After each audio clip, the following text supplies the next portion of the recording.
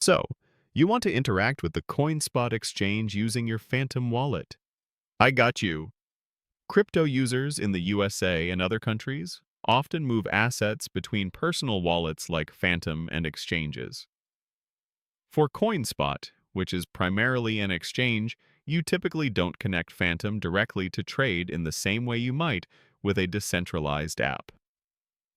Instead, you would transfer cryptocurrency from your Phantom wallet to your unique CoinSpot deposit address for that specific coin or token. Similarly, to move funds out, you would withdraw from CoinSpot to your Phantom wallet address. Always double-check addresses carefully. Some exchanges offer features like an NFT marketplace, where a direct wallet connection with Phantom might be an option if CoinSpot supports it for those specific services, but for general trading, it is about sending and receiving assets to and from your exchange account. And that's it.